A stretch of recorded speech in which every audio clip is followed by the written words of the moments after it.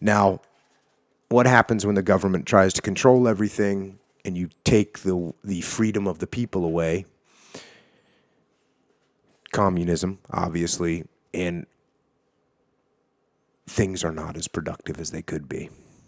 That's what happens when there's no individual drive to succeed. Because if you're a farmer, once you plant your food, it's just going to get taken away by the government and redistributed. So what's your drive to grow the right amount of food or more food? There is none, because it's all just going to be taken away anyways. Right. It's like they avoid punishment. So they do the minimum, rather than the opposite. When they strive for the maximum, that means they're focused on what can be, Yes. rather than avoiding what can be. Yes. And so now, this is again, I'm breezing through chunks of this book to get to some of the highlights.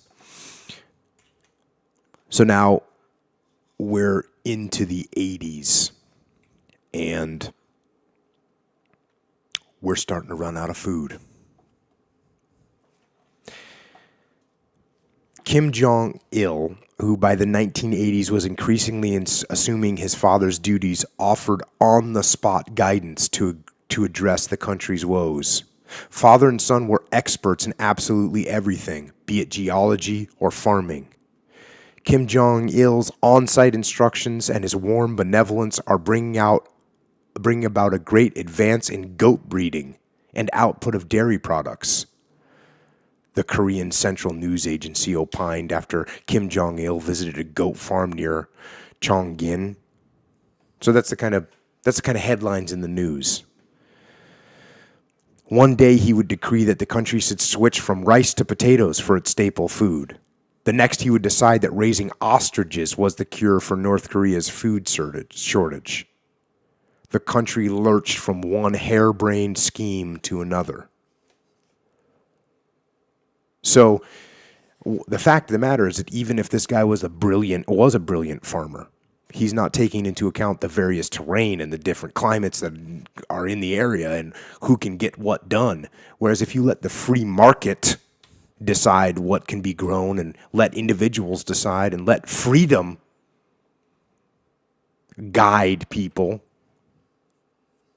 things work. Things find a way. The control does not work. And you'll see that here. Back to the book. Soon the country was sucked into a vicious death spiral. Without cheap fuel oil and raw material, it couldn't keep the factories running, which meant it had nothing to export. With no exports, there was no hard currency. And without hard currency, fuel imports fell even further. And the electricity stopped. The coal mines couldn't operate without electricity because they required electric pumps to siphon water. The shortage of coal worsened the electricity shortage. The electricity shortage further lowered agricultural output. Even the collective farms couldn't operate properly without electricity. It had never been easy to eke out enough harvest from North Korea's hard-scrabble terrain for a population of 23 million, and the agricultural techniques developed to boost the output relied on electrically powered artificial irrigation systems and on chemical fertilizers and pesticides produced at factories that were now closed for lack of fuel and raw materials. North Korea started running out of food, and as people went hungry, they didn't have the energy to work, and so output plunged further. The economy was in a free fall. North Korea was the last place on Earth where virtually all staples are grown on collective farms. The state confiscates the entire harvest and then gives a portion back to the farmer. But as harvests withered in the early 1990s, the farmers themselves were going hungry and began stashing some of the harvests away. There were stories from the countryside of roofs that collapsed under the weight of grain hidden away in eaves. The farmers also neglected the collective fields for their private kitchen gardens next to their houses, or small steep plots carved out of the side of uncultivated mountain slopes. Driving through the countryside, you could see clearly The contrast between private gardens bursting with vegetables, bean poles soaring skyward, vines drooping with pumpkins, next to the collective fields with their stunted, haphazard rows of corn that had been planted by so-called volunteers doing their patriotic duty. Case in point. Mm-hmm.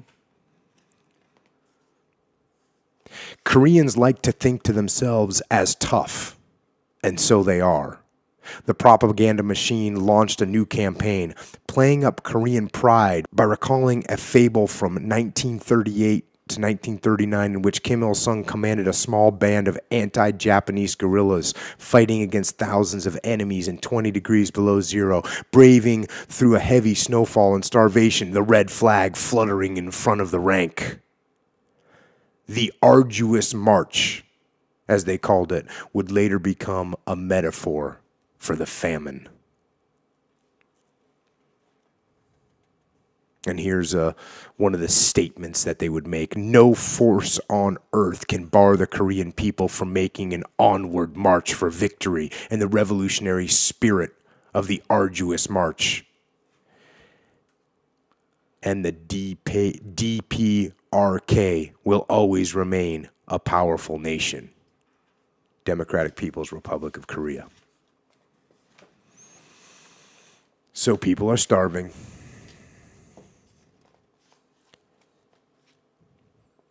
And the government is saying, yeah, we're going to drive on.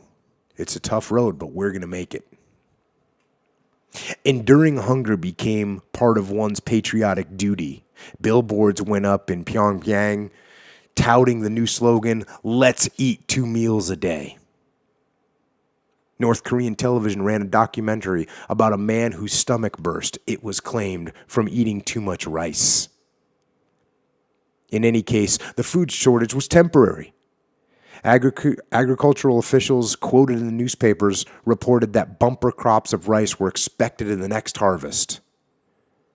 When the foreign press reported on food shortages in the North in 1992, the North Korean news service was indignant. And here's what the North Korean news service had to say.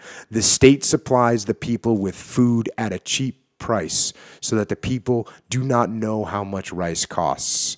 This is the reality of the northern half of Korea. All people live a happy life without any worries about food in our land.